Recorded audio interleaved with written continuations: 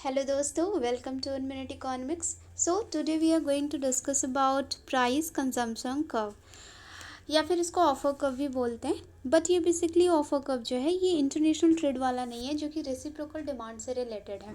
But ये जो offer curve है ये प्राइस कंजम्पशन कर्व से रिलेटेड है।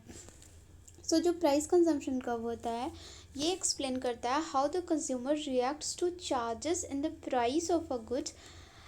जो money, income, taste and prices of other goods होते हैं वो कांस्टेंट होते हैं।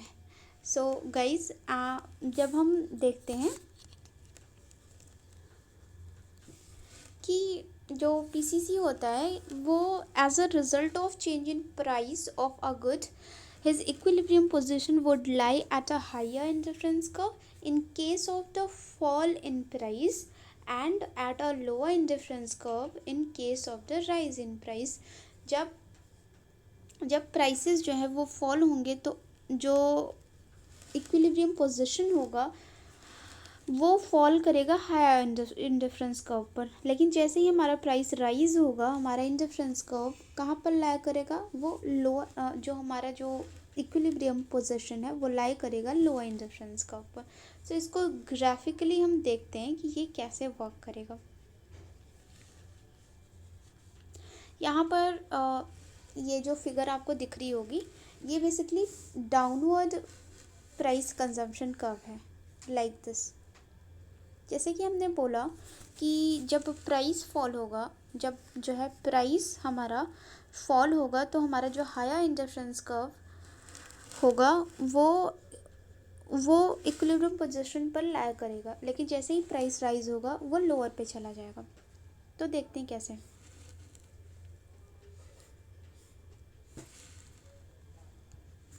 ये आपको दिख रहा होगा, ये कुछ ऐसे है। यहाँ पर हमने y लिया एंड यहाँ पर हमने x लिया।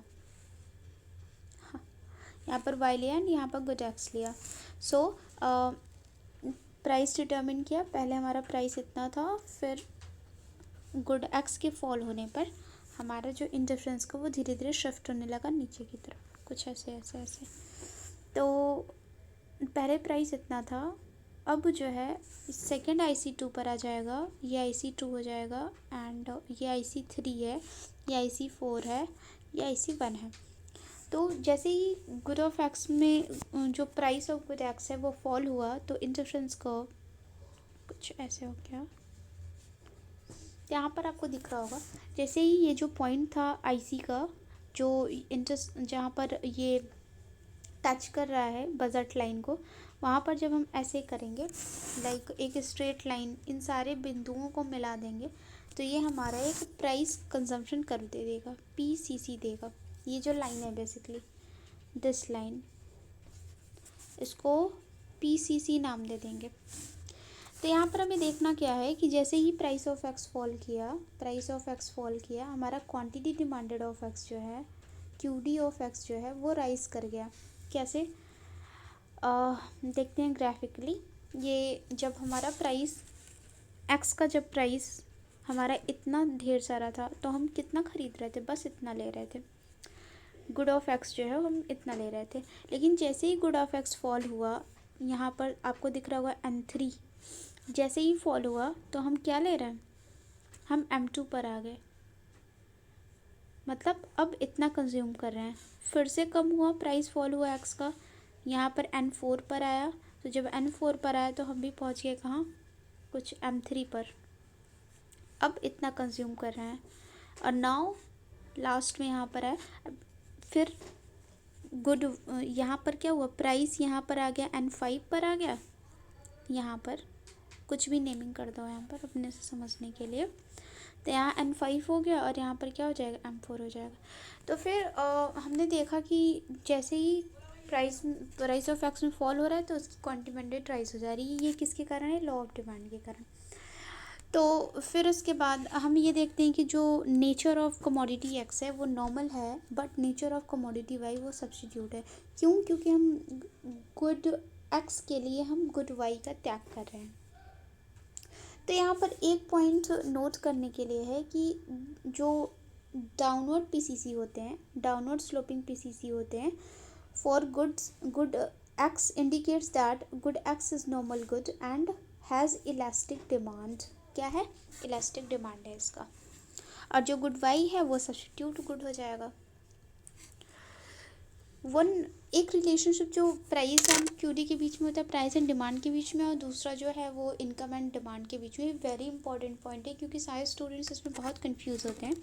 तो आपको इसमें कंफ्यूज नहीं होना, क्योंकि यहाँ पर जो है प्राइस एंड डिमांड रिलेशनशिप की जब हम बात करेंगे तो इसमें गिवन गुड का केस होता है, नॉर्मल का केस होता है. यहाँ पर no inferior good, here no inferior good.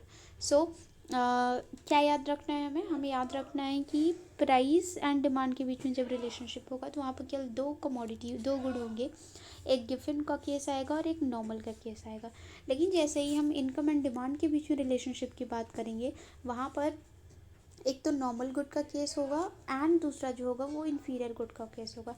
यहाँ पर पॉइंट टू बी नोटेड कि यहाँ पर जो है नो गिवन गुड, यहाँ पर गिवन गुड नहीं होता है, इतना आपको याद रखना है. तो ये नॉर्मल गुड का केस एंड इन्फीरियर गुड का केस यहाँ पर होगा. आई होप ये आपको समझ में आया होगा. अब पीसीसी के ढेर सारे कैरेक्टरिस्टिक्स हैं, उसको भी देख लेते हैं. लाइक ये बैकवर्ड बेंडिंग पीसीसी है एंड हॉरिजॉन्टल पीसीसी है, और साथ ही साथ यू शेप्ड पीसीसी को भी हम देखेंगे, और लास्ट में हम देखेंगे vertical PCC and upward sloping PCC क्या होता है. तो इसके बारे में भी हम देखते हैं.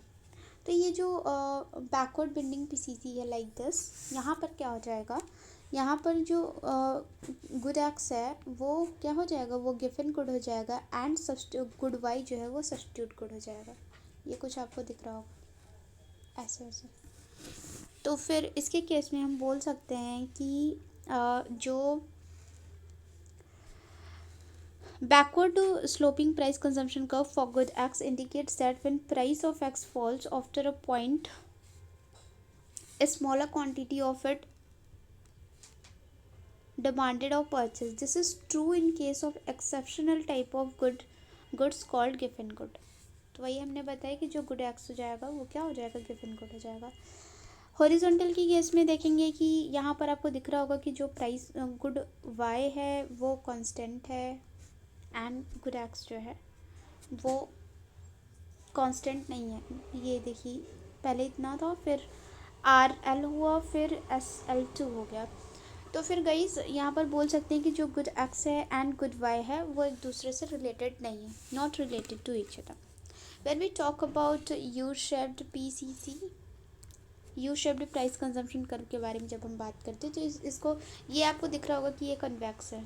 क्या है? कन्वेक्स है. इसको पार्ट 1 में डिवाइड किया, पार्ट 2 में यहाँ पर ब्रेक कर दिया. क्यों? क्योंकि ये increasing at a decreasing rate आप पार्ट 1 दिख रहा होगा और पार्ट 2 जो है increasing at a increasing rate दिख रहा होगा. तो इस केस में हमारे जो कमोडिटी का नेचर होगा वो दोनों केस में डिफरेंट होगा, क्योंकि हमने पढ़ा हुआ है कि जब हम कॉन्वेक्स होता है तो इसमें इसका कुछ अलग ही आता है. एसओसी जो है सेकेंड ऑर्डर कंडीशन जो होती है वो इसका डिफरेंट आता है, इसका भी डिफरेंट आता है. जब कॉनकेव के बारे में बात करते हैं तो इसका भी डिफरेंट आता है, इसका भी डिफरेंट आता है, दोनों पार्ट का. तो उसी के बारे में बता रहे हैं. जब ये पीसीसी जो है वो यू शेप्ड का हो जाएगा लाइक दिस एंड कॉन्वेक्स हो जाएगा, तो इसको हम 2 पार्ट में डिवाइड करेंगे. तो यहाँ पर हम देखते हैं जो पार्ट 1 है, पार्ट 1 में जो गुड एक्स हो जाएगा वो नॉर्मल हो जाएगा एंड गुड वाई जो है वो सब्स्टिट्यूट गुड हो जाएगा. लेकिन जब हम पार्ट 2 के बारे में बात करेंगे, पार्ट 2 के बारे में जब बात करेंगे तो यहाँ पर जो गुड एक्स है वो तो नॉर्मल रहेगा ही रहेगा, साथ ही साथ जो हमारा गुड वाई है वो कॉम्प्लीमेंट्री गुड हो जाएगा. कैसे? ये देखते हैं ना, जब हम ऐसे इस तरीके से यहाँ पर लाएंगे तो क्या दिख रहा, कॉम्प्लीमेंट्री का केस दिख रहा, एल शेप्ड, राइट. तो गुड वाई जो हो जाएगा वो कॉम्प्लीमेंट्री गुड हो जाएगा. अब आगे बढ़ते हैं, वर्टिकल पीसीसी के बारे में देखते हैं. जब वर्टिकल पीसीसी के बारे में देखते हैं तो वर्टिकल पीसीसी क्या हो जाएगा, वर्टिकल पीसीसी में एक्स जो है वो कांस्टेंट है, वर्टिकल पीसीसी में एक्स जो है वो कांस्टेंट है, बट वाई जो है वो अलग अलग डिफरेंट हो, मतलब बढ़ रहा है. पहले इतना था, फिर इतना हुआ, फिर इतना. इस केस में भी हम बोलेंगे कि जो क्यू डी ऑफ एक्स है वो कांस्टेंट है. वहाँ पर हॉरिजॉन्टल केस में हमने देखा था कि जो गुड वाई था वो कांस्टेंट था, बट वर्टिकल की केस में यहाँ पर क्वांटिटी डिमांडेड ऑफ एक्स जो है वो कांस्टेंट है. तो इस केस में हम बोल सकते हैं कि good Y and good X एक दूसरे से रिलेटेड नहीं है. तो फिर अपोज स्लोपिंग पीसीसी अगर हम देखते हैं, साथ ही साथ नेक्स्ट पे अगर हम नेक्स्ट की बात करें, अपोज स्लोपिंग पीसीसी के बारे में बात करें, तो यहाँ पर क्या होता है, यहाँ पर गुड का जो नेचर होता है कुछ इस तरीके से, ऐसे। तो जो नॉर्मल गुड है, क्वांटिमाइडेड ऑफ एक्स जो है वो नॉर्मल गुड है, क्वांटिमाइडेड ऑफ वाई जो है वो कॉम्प्लीमेंट्री, क्योंकि यहाँ पर भी एल शेप दे रहा है। सो गाइज आई होप कि आपको ये वीडियो पसंद आई होगी। अगर आपको ये वीडियो पसंद आई तो प्लीज़ इसको अपने दोस्तों के साथ शेयर कीजिएगा और बताइएगा कि ये वीडियो आपको कैसी लगी। So thank you so much.